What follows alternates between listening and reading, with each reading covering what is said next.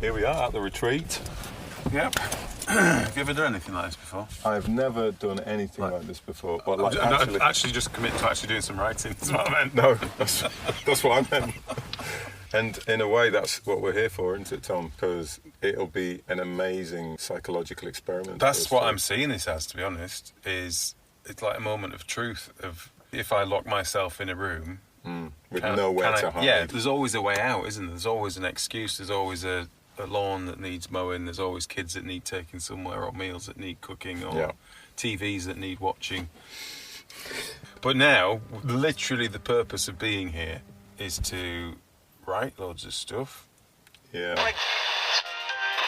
The Failing Writers Writers Retreat for Writers. You won't have been on a retreat like this. It's the ultimate getaway for proper wannabe writers. Take as much time as you like to plan what you might think about possibly doing later. We'll even include minor chores you can use as an excuse to put off writing. And if that's not enough, there's great training sessions too. For example, learn how to put things off by not getting around to turning up to our amazing procrastination tutorials. And remember, with the Failing Writers, the bar isn't just set low. It's always open, because it's never too early to give up, slope off and have a cheeky pint. Plus, we'll make sure we post pictures on social media of you looking like you're working hard, so now you can lie to your friends and family about your productivity as well as yourself. The Failing Writers Writers Retreat for Writers, because when we say retreat, we mean run away.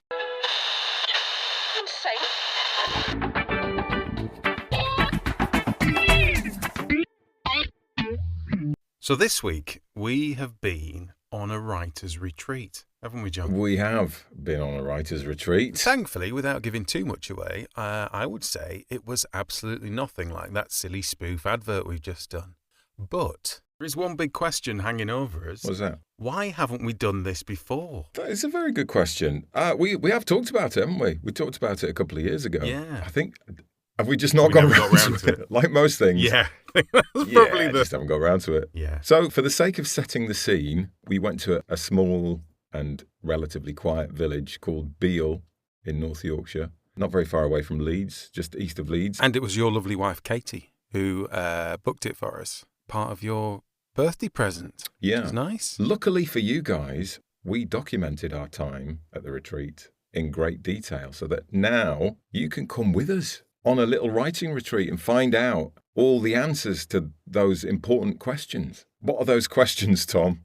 What are those important questions? Questions like, as a whole, is it worth it? Are they a good idea? Yeah. Do you actually go there and get writing done? And what did we get out of it? Aside from writing, presumably. Why were we there? And I suppose would we actually recommend it? What do you mean by why were we there? Well, I think it's quite an interesting question because I get the feeling that the people on the retreat that we were with weren't all there for exactly the same reason. Right.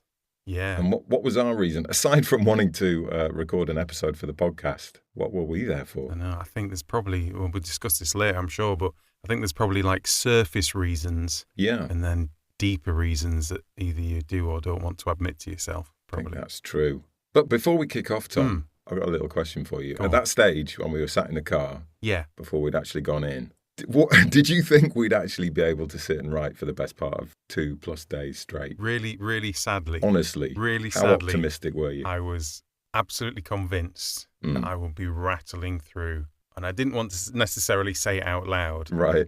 But that I would be writing ridiculous amounts of words and probably pretty much finishing 25,000, 30,000 words. Just like, woof.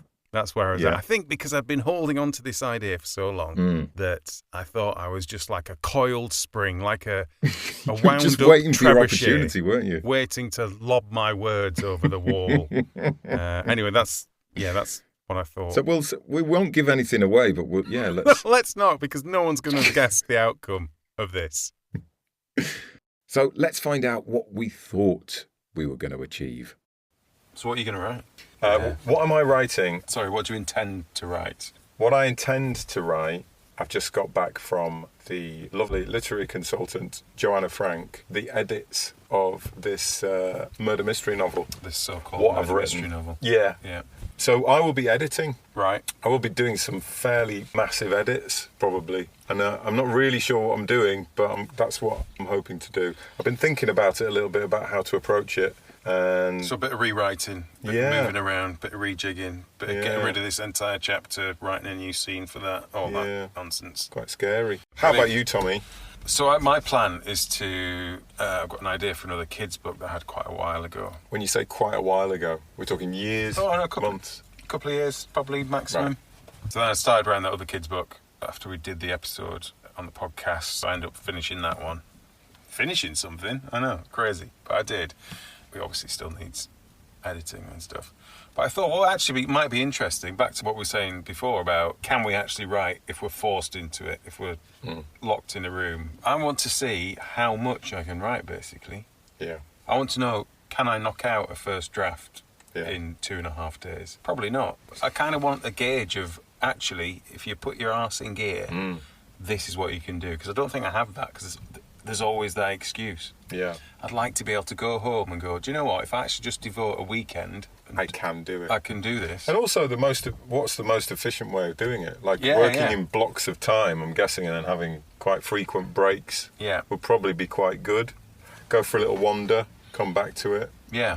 Or is it just lock yourself in a room for 2 hours and just absolutely killing it yeah. in big chunks? I don't know. Well, that would be quite interesting. So I think, it'd be good to get a gauge of, like, in a neutral environment with everything stripped out, how many words do I write in an hour? Yeah. So that's my aim. So yeah, right, shall we... Let's go and check in. Go and get in. And do this thing. Are we going to start writing straight away then? I don't know what happens. I don't know what they do. I assume there's some kind of, like, team-building trust exercise to start off with, where we have to balance cups of water on each other's head or something. Yeah, or we have to fall back into each other's arms. Write someone's name on our forehead and then someone has to guess it, possibly while walking over hot coals. I don't know. I don't know what to expect. Right. So let's do it. Let's go and meet people. You see, listening back to that, we already sound a little bit naive about how much we're going to get done. It's just the keenness, though, isn't it? Yes. You can because tell we're excited. At that point, you feel like you've got, like, days and hours stretching out in front of you. Yeah. Because you kind of have. But, yeah, it's nice to hear that optimism again, is nice to hear. It's fair to say, though, that we both, I think, went in there with a fair amount of expectation on our shoulders. You know what I mean? Do you think we put too much on ourselves? Well, I've got all this big talk about doing massive edits and changing things, doing all this stuff, and you're like, entire draft of a book, dead easy, yeah. And then, well, tell you what, let's go in and find out how we got on. Hello there. Hello. Hello. How you doing? Hello. Be with you in one second. I'm Sarah. Hi, Sarah. I'm John. Sarah's Tom. your mentor. Hi. Oh, you're the mentor. Your mentor. Hello. Nice to meet you. How you And doing? Tom, and I'm Anne. Hiya. Hi, I'm Anne. kind of, what am I? I'm Jan's mum, and I'm kind of around. I see, yeah. So you are the ultimate boss. The boss. Yeah. Right, so Tom and John. Yeah. Well, here's your key. There's a wee welcome bag for you. Thank you very much. That's what matters. Lovely. And then Sarah and I will show you the welcome table, shall we? Okay. Welcome everything. Wow. So welcoming. And we'll have a welcome talk at 4 o'clock. Okay, We'll brilliant. do it in here. Oh, lovely. The kettle, the water, there's pods, tea, coffee, sugar. In the morning there will be cereals and juice and fruit and yogurt to start with, and then we do full breakfast, so anything you want for your breakfast you can have. But just help yourself to anything here. It's all great. day. So we'll take you up to your room. Brilliant. All right, thank you. So aside from Anne, who, as you can hear from that clip, welcomed us beautifully, we also met the writing mentor, Sarah, there. And because we arrived a little bit early, didn't we, Tom? We had a very nice chat with Sarah. We did, yeah. About what she does and her writing. Yeah, so she writes screenplays for Bollywood movies, which was an interesting one. Yeah, she takes briefs from Bollywood producers who send her an idea for a film, and then she basically takes that and structures them and writes them up into nice, tight narratives for film. And she was there to facilitate the whole thing and, like John said, to act as a mentor for all the writers, to give them advice on structure and all sorts, really. She had a lot at her disposal. It was very good. Very, very good. And we both booked in a session with Sarah for the following morning, but we'll come back to that in a minute. Yeah. I think seemed like a good idea at the time, didn't it? It did, yeah. We were quite excited about it. So what did we do that day? So Thursday, we did do some writing, didn't we? We're not a right lot. I got quite a bit of writing done on Thursday because I was still coiled. I was like, wheels were spinning. So I was there. I was like, yeah, I'm a writer. Not now, John. Get your own coffee. I'm writing. That was me. I think I mostly just sat and chatted with people as they arrived. Yeah. But we had a welcome talk, didn't we? We met people. Yeah. We had a nice meal in the evening with our new writer buddies. And I think we went to the local, didn't we, for a couple of pints? Yeah. And it was all less awkward than you thought it might have been, really. If you get sort of potentially a group of introspective writer types and hoy them in a room together. But I think the fact that everyone knew that everyone else was kind of a writer type made everything a bit easier, didn't it? No one felt sort of foolish for saying, oh, yes, I'm writing this That's about that. Yeah. Are you doing what? Everyone's like, oh, cool, that's interesting. And like any group of people who are into the same thing, you just nerd out about writing, don't you? Yeah, or you've got some common ground. Or you've got so much to talk about, yeah. So that was very much what happened, and it was lovely, actually, wasn't it? Yeah. It felt like we're on holiday. Forgot about the work side of things. Yeah, we did, and definitely did in the evening. But we were quite sensible, weren't we, Tommy? Very sensible. Too much to drink. Very sensible. Couple of pints, and then early to bed. Yeah, and I did something that I don't think I've ever done in my life before. Actually, I've probably done it once or twice. Do you know when I've done it? Which is getting up stupidly early to write. The only other time I can remember doing it is when we did those stupid New York competition things. Oh, yeah. Where the thing was released at 6 o'clock in the morning. Oh, yeah. Yeah. Sensible time, New York time, silly time, our time. And you had like 24 hours to do it. So that was of the essence. But no, I was up before breakfast. I probably did like an hour and a half I've forgotten that. Solid writing before. I was fast asleep, I think. Just down there by myself. Good on you. Typing away. Yeah. So after breakfast and after that first morning of writing, we booked in for this mentor session that we talked about with Sarah. And then afterwards, we had a little audio diary catch up. So Tommy and I have just had a mentoring session. That's what they call it, yeah. That's what it's titled. Yeah. Sometimes you need to destroy things to build them back up, though, don't you? So that's the positive.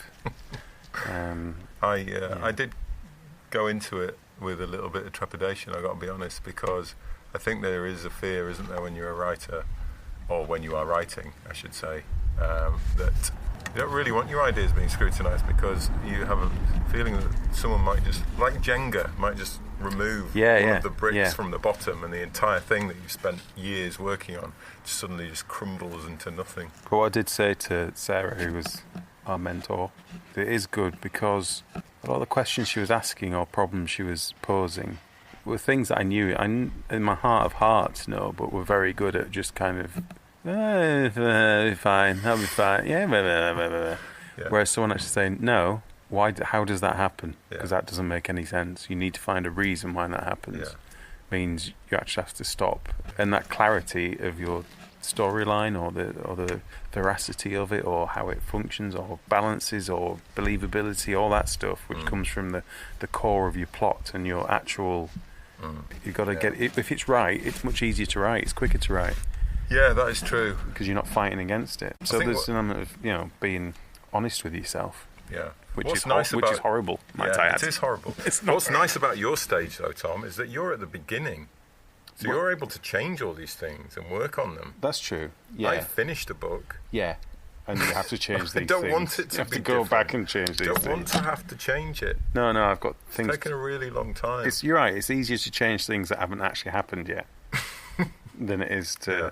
One of the things that lovely Sarah said to me was, have you thought about swapping the genders of the two main characters? Which I think I replied, no. While were you busy hyperventilating? I was sweating profusely. Just swap them. No, I mean, that's just I haven't thought of that. Just search and replace, isn't it? So, yeah, pretty sure that's how it works. So, yeah, that probably isn't going to happen. I wish I could have been in there to see your face. That suggestion. Just... I mean, of course. I think you can hear our hearts breaking in that clip. A little bit, yeah. You can actually hear them. Our illusions have been shattered and stolen away from us. Yeah. It's amazing how a couple of very simple questions can really throw you. Sarah was very good at that, wasn't she? Just getting straight to the very she's simple brilliant at that. question and just asking it out loud in your face. Yeah. And you kind of go, Yeah, I had to go back to the drawing board on quite a few things because I had things that Sarah had mentioned and I had things that Joe had mentioned as well. And there were so many things that, that just left me kind of reeling. Yeah. So my writing very much became sitting and staring at the table at that point. Yeah. Yeah. Anyway, let's hear a bit more about how we handled it. But no, I had a really good morning writing in terms of word numbers. And I wouldn't say that's taken the wind out of my sails, but it's made me kind of be honest with myself about, what's possible. I think, yeah. Is it possible to talk about where the hiccups were or where the stumbling blocks were? Yeah, I can sum it up quite briefly. In my advice to anyone listening would be, don't write a book that involves time travel. Because it hurts, like physically hurts your head. I've tried to do it. And mine was quite simple, didn't jump around in the way that yours did. Yeah, so there's an element of that. I think I might have some thinking time this afternoon. I think from my initial thing of like, let's blitz it and get a word count, I think I might have to be a bit more grown up about this and actually admit that sitting and thinking for an hour isn't skiving off. No. That is actually work. It really does help. And in the long run, it's going to help me. And actually, in terms of a place to do it, there's no distractions, No, we don't have to cook, we don't have to tidy up. We don't have to ferry kids round, don't have to feed the animals or anything. It's so, yeah. We don't even have to talk to anyone if we don't want to. I mean, it'd be a bit rude. It would be a bit weird, because there's a nice group of people here to suddenly go from having chats with them to going, actually, I'm just ignoring you all. But you could do if you wanted, couldn't you? I appreciate what you're saying. And there was something, again, the writing retreat thing, it does give you that bubble, doesn't it?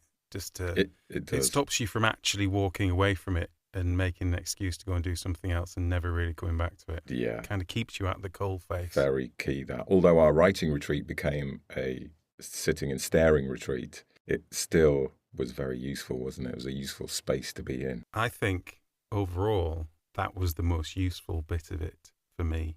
That tipping point, I think, has had a resonant effect through the idea of what my writing life looks like. Yes. Yeah, we talked about this. We went for a little walk, didn't we? Yeah, that bit flipped me over from kind of the, writing's fun, let's do the fun bit, to actually, if you actually can do this seriously, Tom, you probably do actually need to do it properly. Yeah, you need to push through the really tough bits and not walk away.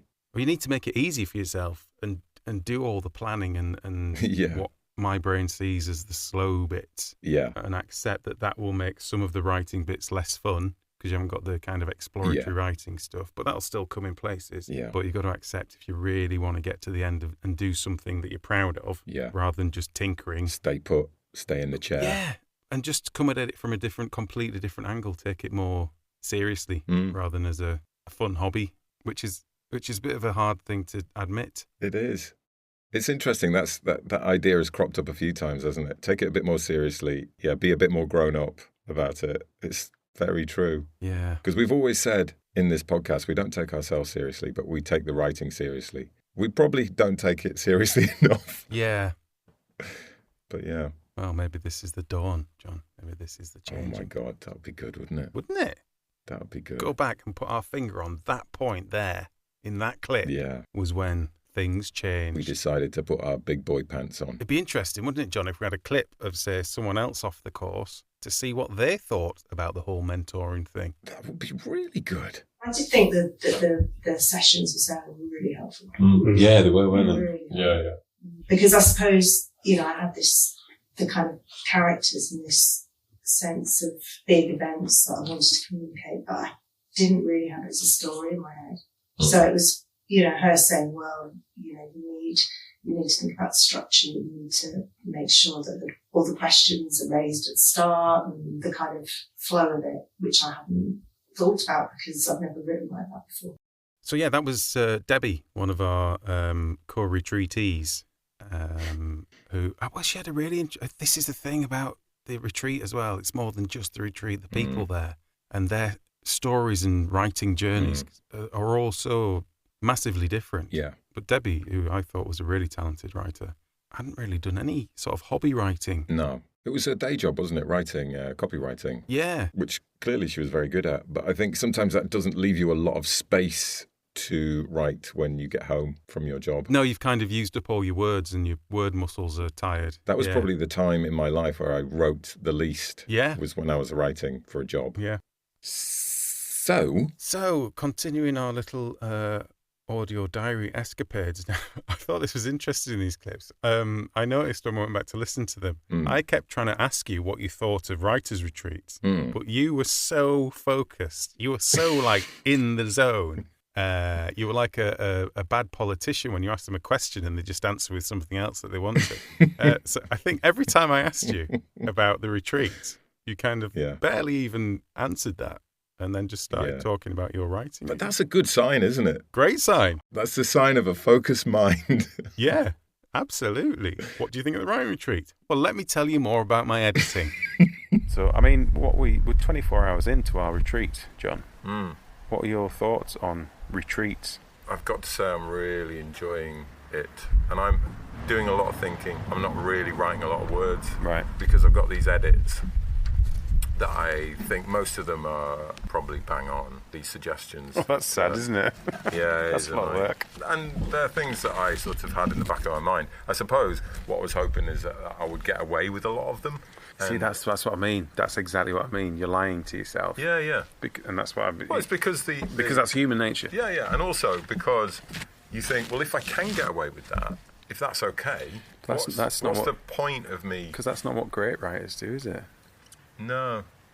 The other thing I was talking about in the mentoring session is I love books that don't explain everything. And we talked about this before. Yes, no, I have done. Yeah. And I do really like that. I like being worked, but I'm not sure everyone does. If I'm creating something that is like viable commercial fiction, then it needs to be a little bit more hand-holding. Quite as vague. So a lot of what I'm doing in these edits is answering questions, but trying to not over-answer them. You'll probably end up with a good balance then, won't you? Hopefully. So it's easier taking that out or putting it in. It's probably easier taking it out, isn't it? It's probably easier overwriting it in the first place and then pulling it back than it is trying to layer stuff on. So, good luck with that. I must thank you for your helpful words of advice there, Tom. I don't think... so it can be supportive. Yeah, I don't think I thanked you properly at the time. Yeah. You didn't answer my question either about what you thought about retreat. Hey, I said I liked it a lot. I liked it. Anyway, about my editing. I think at that point we'd realised, if we hadn't before, that it sounds pathetic saying this, just sitting in a chair and typing stuff is really hard work. And doing it in like 2-3 hour stretches and then doing another 2 or 3 hour stretch and then another one. Yeah, that's the thing. Taking a short break and then going back to it again. It's a lot, isn't it? It is. I mean, it's not hard work like a proper job, but it's still hard work. Right, well, spot of lunch and then... back at it. Back to the grindstone. Wow. Did you think it'd be this much hard work? Yeah, I think so. I think I'd set myself up for it being hard work because I didn't want to come and then be disappointed when I left that we just had a holiday. I kind of wanted it to be quite stretching. I think the really good thing is the way it really does work is that you can blitz and work hard. And then you kind of get the release, maybe in the evening, have a few drinks or whatever. And that is perhaps something that's difficult to recreate at home. You can always set aside time to write, but then you come out of that writing and then you have all the stuff to do still. The world hasn't... It's all just backed up horribly. Yeah. Whereas here, you've got a wonderful thing where that doesn't happen. You just get to literally freewheel and then get back into it. I have to say we are with a particularly lovely group of people as well. I don't know if I think that's normal in writing circles. Quite possibly, I think. Yeah, you probably get there's a certain amount of types that you get, isn't there? And most of them are nice. So you probably... There's not a single bell end. In a way, that's a problem because it's quite good to have one person that everyone kind of picks on. Maybe Is it me? Maybe the rest. Maybe it's us. Oh my God. Yeah, we should probably go back in before they lock the door. Before we start talking about us. Well, that was a dawning realisation, wasn't it? Yes, other people. There was a really talking of other people. There was a very interesting mix of people, wasn't there? I think. Yeah. I have this feeling that we were all getting something slightly different out of the retreat as well. Yeah, I think obviously, like we said before, different people were there for slightly different reasons, to find themselemselves or getting past a block, or just desperately finding time from a hideously busy life. Or there's some people there that had been on other retreats and was, kind of did it every now and again as a nice thing to do. The other thing was we had someone who was writing poetry. Karen was writing poetry. We had Debbie that we heard just before, who was writing a short story. We had Mary, who was writing short stories. We had Scott, who was writing a play. We had Matt, what was Matt writing? Kind of auto-fiction sort of stuff, wasn't it? Yeah, maybe we mention that later. That was really interesting. We should touch on that, because that was great. Yeah. I say it was great. It was great, but it had potential to be not great and a bit weird. A bit uncanny, Yeah, but he pulled it off, luckily for him. But yeah, we should mention that later. But I think one thing it all had in common was the need to put yourself in that kind of vacuum. Yeah. I think that was the thing that ties it all together, which is obviously the main point of the retreat, isn't it? Yeah. Just to put yourself in that complete state of floating flux where, like I said in that clip, where nothing backs up. You're not, if you're normally in normal life, if you carve yourself out 2 hours, the stuff that should have been happening in that 2 hours still needs to happen after that 2 hours. Yeah. So you get that gap, but you don't get that full, you don't get to do it again and again and again, which is what you really get at the retreat. That's right. It is the mind space, isn't it? Because even when you're doing that 2 hours, you're aware somewhere in your head that you have to stop at some point and to go and do something real. And not having that is amazing. But there's a clip here from Scott, who I've just mentioned, who was writing a kind of creepy horror play, talking about what he enjoyed about the retreat. You're sort of free away from home, where there's lots of lovely distractions as well as not so lovely distractions and day-to-day life. So it clears your mind of that, the sort of detritus of your life. I've really found it really useful. And it's been, helpful to have such lovely people to share it with. Yeah, so then, before you know it, it was day 3. It was Saturday. I was going to do a little intro then, saying day, and I was trying to work out what day it was. Like what, day number 3? Sort of day number 3, isn't it? 2.5. Yeah. Feels like we've been here forever. Don't you know what I mean? Like in a good way. It feels like we've not been here very long for me. Okay, well that's a different viewpoint in many ways. Yeah, it is. Like not long enough. Like I haven't got a long enough left. That's how I feel. I would agree with that. Yeah. Tom, I noticed that you've gone back to the notepad. Yeah, we're having to rearrange and reassess some fundamentals. Yes. Or? Yeah, very much so. I just need to make a bit of a solid framework to some rules. And is some of this based on your mentoring session and having a sleep on it? Yeah, a little bit. Yeah. Again, we were just saying over breakfast to the other guys how it's crazy. You have these massive roadblocks in your work, and eventually the penny drops and you come up with a solution. You think, yes, I'm a genius. Then you look at the solution and think, that's so obvious. That's such a mild, obvious, gentle solution. I was just saying the example of if you trying to make this work and that character can't be there yet because of this, and they don't even know that person, and then that works. Just make it into a Wednesday. Oh, right, yeah. That solves everything. And just things like that. It's a bit frustrating. And then you start second guessing whether you've actually solved anything because it sounds too simple. Yeah, so I have the problem whenever I solve a problem like that in a story and the solution seems really simple, you realise it is really simple and everybody's used that same solution before. Yes, that's true as well. Yeah, because effectively there are a finite number of ways out of them. We keep saying that, so why is it not easier to bloody write them? Because when you're in the thick of it, somehow you're just blindsided by all the other things going on, aren't you? I think sometimes story feels like you want it to be about a particular thing, but when you're questioned about it, or when you really start thinking about it, you realise that it has to be about something else. Yeah. So your initial idea has to just crumble, and you have to rebuild it. Yeah. I think that's the danger, isn't it? Trying to desperately hold on to what it was originally. Yeah, the core thing is not necessarily where the story lies. Yeah, you do have to be ruthless, don't you? Which is not a nice feeling. It's not a nice feeling, is it? But they do say you have to kill your darlings, and I do feel like we're having this kind of massive revelational retreat here, just basically working out all the things that everyone already knows. that these massive truths of writing that people have been trying to tell us for like 3 years, and it's taken us to really, really take them on board, is to be isolated. Yeah, and the fact that as we were saying before, writing is really hard, and a lot of the process is actually unpleasant. Because the feeling you want as a writer is you want the one where you read back what you've done already and it's so good you almost don't remember writing it. That's what you want all the time. Yeah. Speaking of doing great writing. I think this might be another clip, John, where I try and ask you about writers' retreats.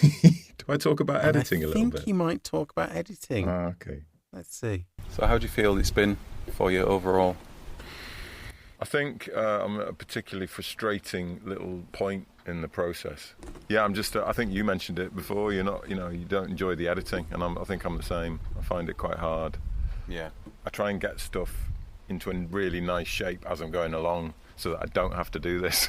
And that actually probably makes it harder to edit, I think. Yeah, maybe. Because it's more set. Yeah, it feels finished, or in my head it feels a bit more finished. Yeah, so it's hard even though I know it's not. It's harder to chip stuff back out of it, isn't it? Whereas if it's all a bit rough and ready, you can just kind of rip it back out and put it back in. I think if I'd have spanked out a really rough first draft, I'd feel like I could almost delete it and start again. We're too good at writing, so that is the problem. That is definitely the problem. We get that feedback a lot. Yeah. Just, stop being quite so good, because then you'll have a proper got somewhere draft. to go then, haven't you? Yeah. God, yeah. Often the problem. Yet again, another realisation we've come to, isn't it? I mean, that's just that is obviously the case. Around this time, I was pondering, Tom. Yeah. Because we're kind of in the thick of we're nicely settled in the thick of the retreat, and I was pondering how the experience of the retreat that we went on might compare to other retreats. Yeah, because it's very difficult, isn't it, to balance off? Because obviously you've got the whole situational thing of you're in a beautiful villa in the south of France. That's going to be different than a converted pub in North Yorkshire. Yeah, and just a fresh set of people or no other people. I was going to say the huge thing for the people. Or imagine if you're the mentor facilitator person wasn't lovely like Sarah, and you just thought, oh God, yeah, they're not doing it for me. I don't really like them. So just all these different things that could have changed to make it a less brilliant experience, really, couldn't there? There's so many different things. Luckily, there were 2 other writers on the retreat who'd been to other ones. There was Karen, who mainly wrote poetry, and she'd been on a couple of retreats, including an art retreat and a silent retreat. Yes. What was she said about that? Was it like basically during the day? Yeah, you weren't allowed to speak. You weren't really meant to speak. What do you think about that idea, Tom? A silent retreat? I kind of understand it, and it's another distraction take. It's like the final nail in the distraction coffin, isn't it? Right, not even people. But surely you lose something from that as well. And just to be just someone saying, how's it going? You get in a coffee and it's kind of, I'm struggling, blah, blah, blah. And just having that little bit of interaction or... Yeah. It feels like it's taking away something you don't really need to take away. I think because you don't really need to enforce silence, do you? Like, people are quite respectful if they know you write it. Absolutely. That was one thing I found there. No one was interrupting anyone. In a way, you're sort of, like you were just saying, you're kind of negating the thing that makes the retreat special, in a way, by not letting people talk. But quite possibly. But then we might be saying that because we really like the people we went on the retreat. Yeah, that's true. If you had a mixed group where you're like, oh, God, not such and such again or whatever, then you'd be delighted that they weren't talking. Having those rules around might be a bit of a... So I don't know, but in the scenario we were in, I think that wouldn't have been a very good idea. Yeah, no, exactly. The other person who'd been on writing retreats, quite a few, I think, was Mary. Let's hear from her. They all have a different approach, so what you get from one is not going to be the same as what you get from another. This is the first one I've been to that's untutored as such. So it's mentored rather than tutored. And there's a subtle difference in that. So the ones I've been to, your mornings are taken up with, the whole morning's taken up with workshops. Similar kind of stuff, as in you're encouraged to talk about your manuscript and sort of justify things? They're actual tutored workshops. The tutors come with exercises and and things. In fact, the story I finished here started out of one of the exercises at the last one I was out there. So there was more writing time here than in those. But I went to one in Greece, and that was untutored. So if you don't want the tutoring, and that sort of thing's perfect. It was just... So you get together with other writers in the evening or whatever. Was there more sharing?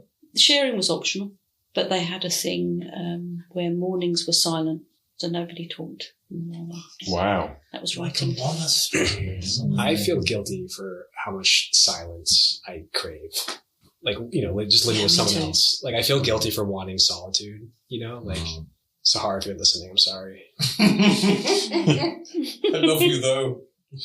I'm not sure I could be trusted in Greece, untutored without any kind of schedule. What, because of the ouzo? Just, the sunshine, the beaches. So you don't think we should go? Because I was thinking that sounds quite nice, doesn't it? Maybe we push the boat out next year, take our wives. I'm not saying we should. I'm not saying we shouldn't go.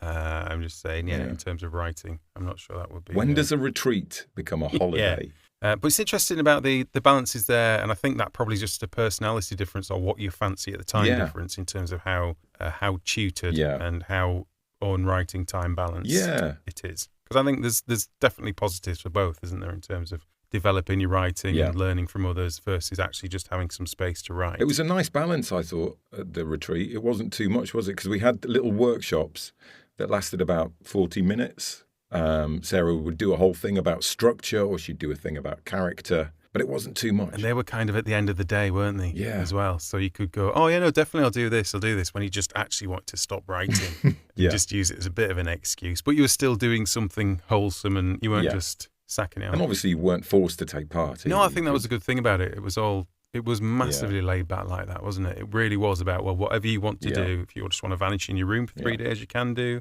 If you want to be in here, if you want to be outside, it was just you do you. And I think that's really good. That did work really well for me. I agree. So there's a bit of a shock in the next clip, John. What's that, Tom? I think. Do I answer the question? I think I actually asked you about whether you'd come back on a retreat.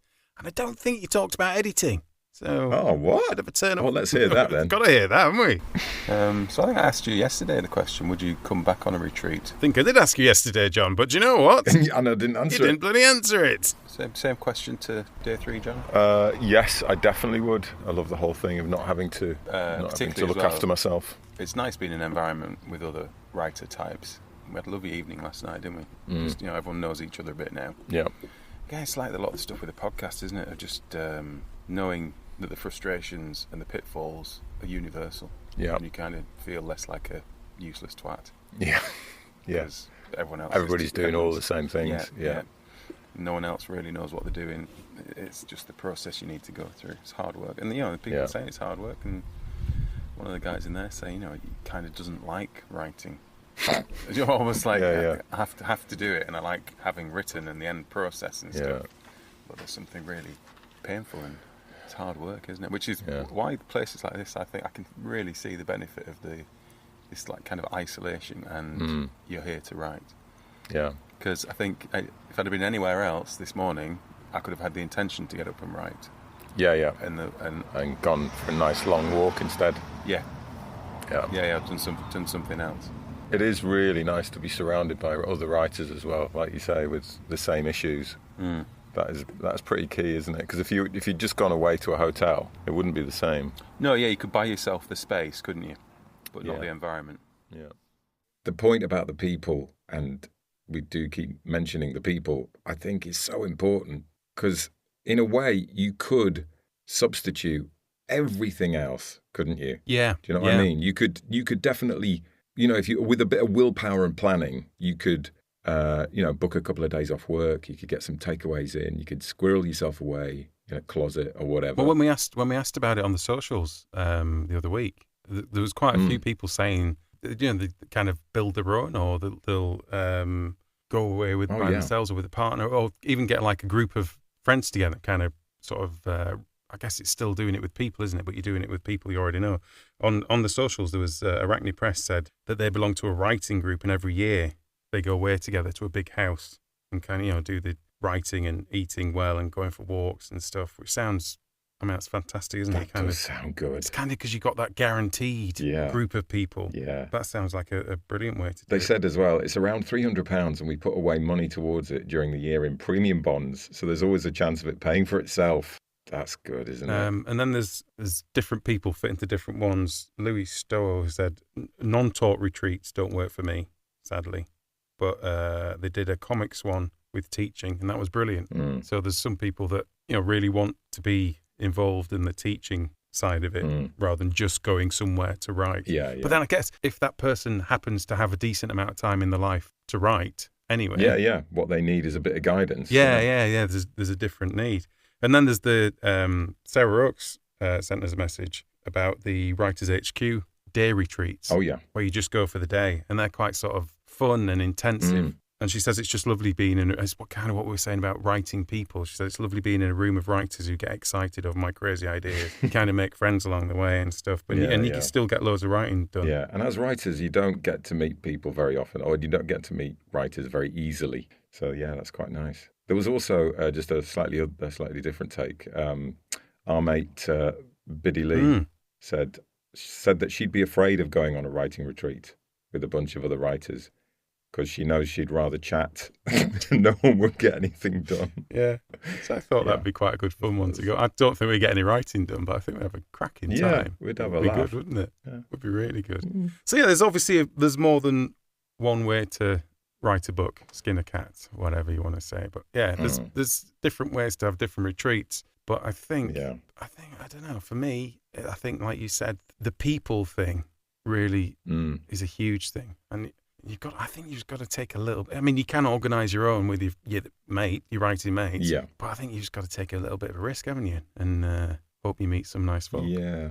For me as well, I think, because there's just something slightly, I don't want to say pointless, but yeah, kind of comically luxury pointless about the whole retreat thing. There's an argument for that. And I think one of the guys that was on our retreat, Matt, summed it up quite succinctly. Because literally I was just laying on this couch writing, which is literally what I do at home. Like, I did not need to fly 6,000 miles to just laying on the couch writing. I sent a photo to my fiance. I'm like in my element.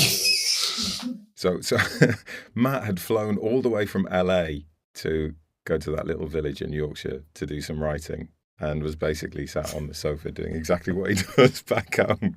There is something a bit comedy about it, but the thing that makes it different, the thing that you can't substitute, is the people. And I hope Matt would agree with that. Yeah, I think from what he says in this clip, he obviously appreciated the environment and the people as well, and it definitely added something. Yeah.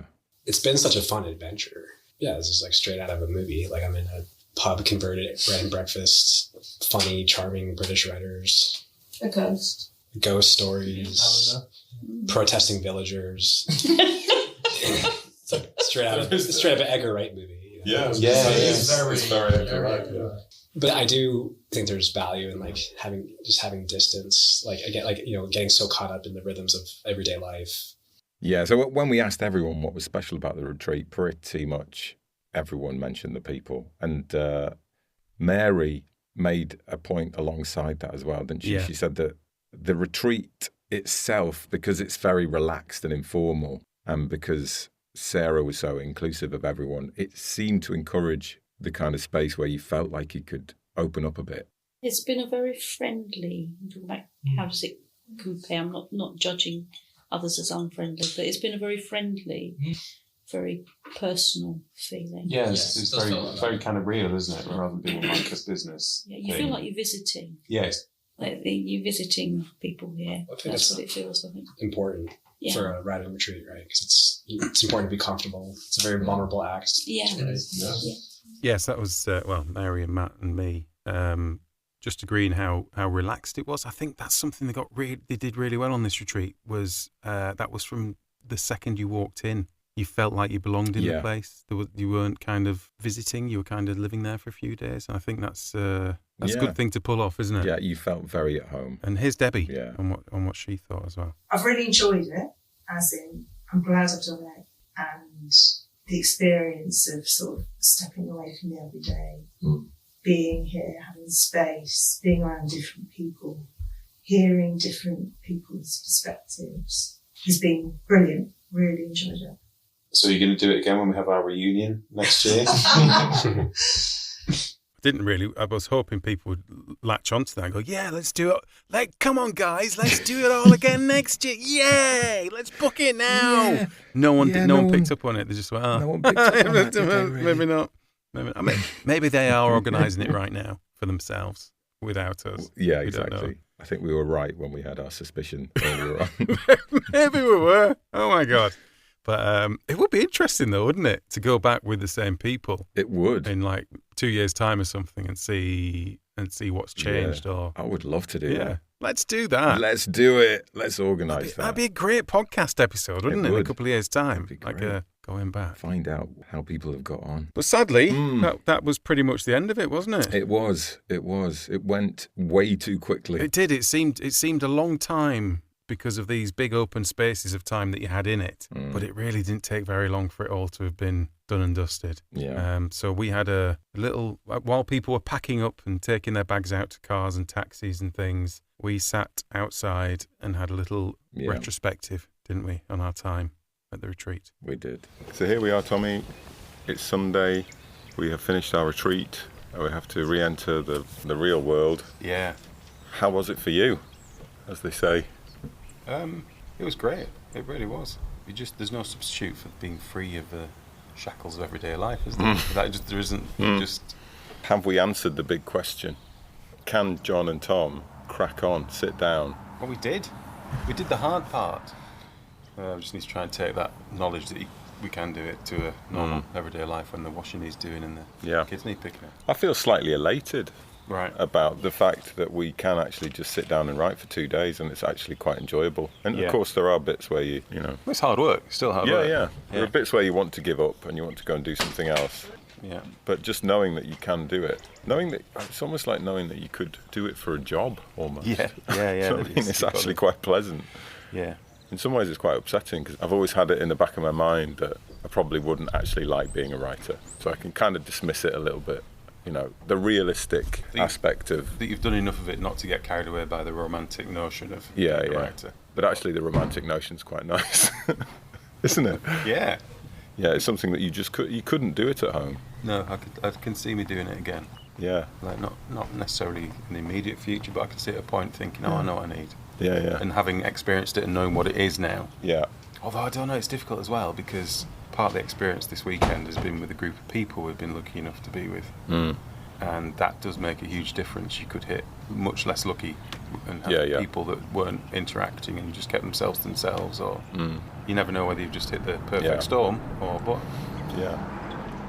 So I think it's been a success. Thank you, Katie, for booking that for us. Definitely. It's just a case of taking it forward, isn't it, and doing something. Yeah.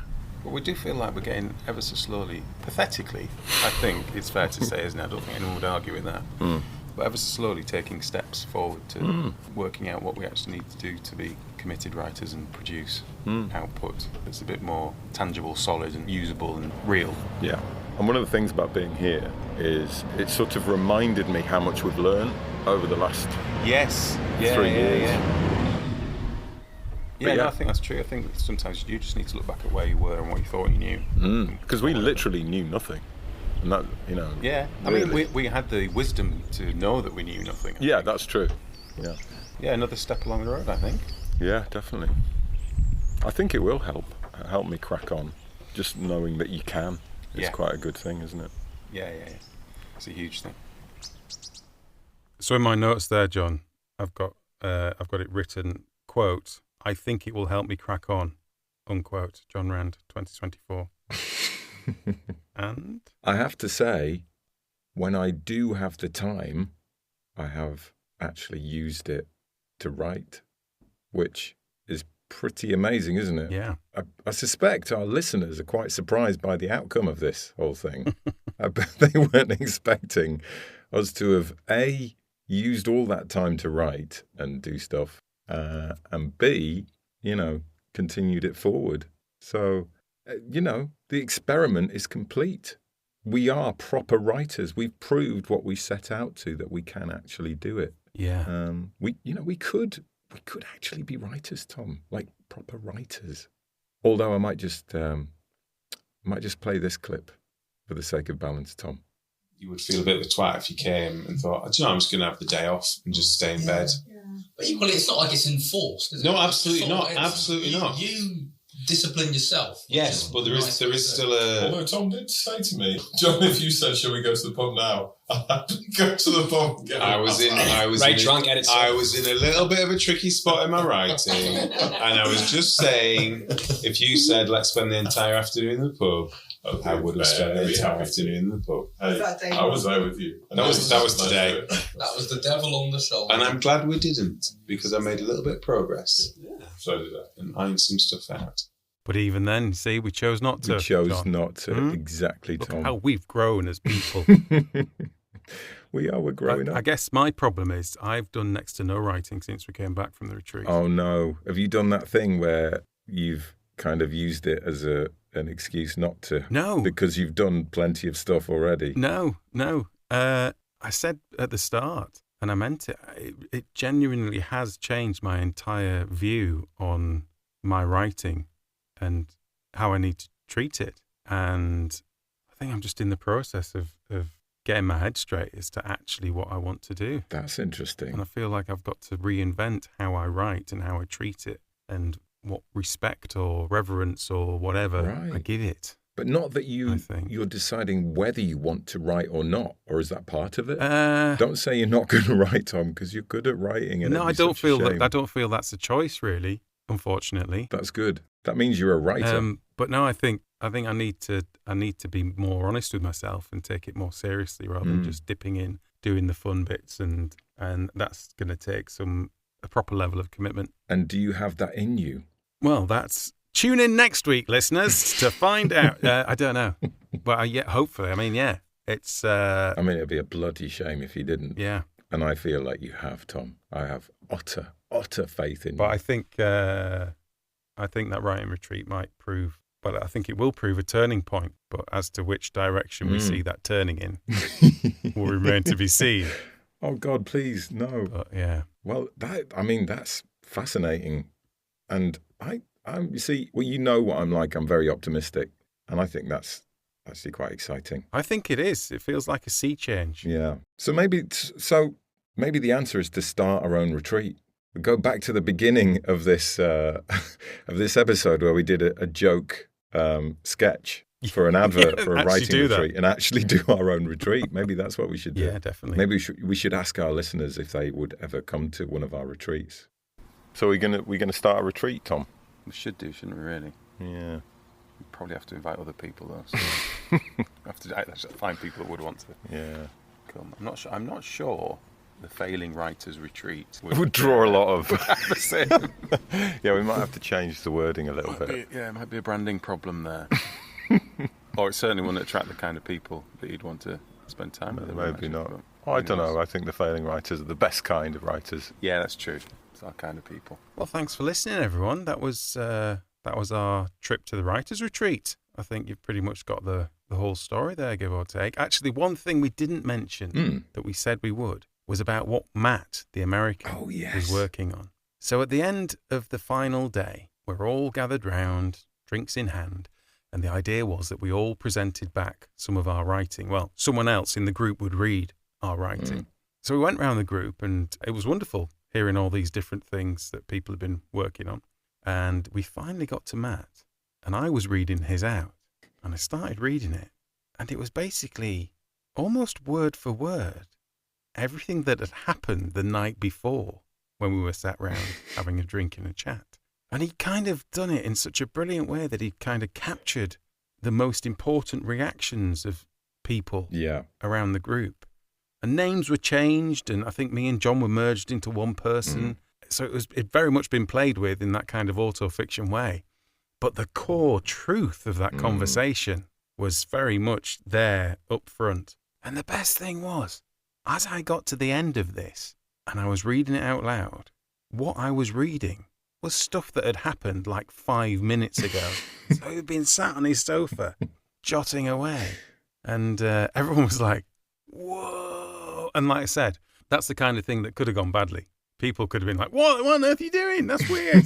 But he did it with such panache that he did. It kind of worked. Well done, Matt. Well done. Yeah, it was very impressive. It was a very strange experience. It was great. And it was because we were all sat in the same place as well. Yeah, we sat in the same room. All kind of helped, didn't it, to make it quite a strange experience. But beautifully observed. Yeah. Kudos, mate. Kudos. Right, Tom, let's take all of that experience and actually go and use it. I feel now we've put that episode together, now we've done that episode, I feel like that's a bit of closure for me. And I feel that is now, I can now take the next step into my structured, serious writing career. You're going to go and do some writing now, Tom? I'm going to go and think about how I might do some writing, yes. First steps, baby steps. Isn't it? Absolutely. Well, good luck with that, Tom, and good luck to all our listeners. Hopefully that's maybe inspired you to give a writing retreat a go. Why not? We would definitely recommend it. And the one we went to was excellent. We'll leave some details in the show notes if you fancy that particular writing retreat. And thanks for listening. Speak to you next time. Bye. Bye. I am sorry, darling, but I have got to go. Got a bunch of notes from Joe, got some folks to get to know. I'm retreating from the world. I'm off to a place where I get to do some writing. No, it's selfish, but it's my thing, and it's actually quite frightening. But I hate to get to 95, having never tried. I'd regret it when I died. But then again, I suppose I'll be dead. Well, that's put it all in perspective, hasn't it? Thanks for the song, Lovely. Hello. Where's everybody gone?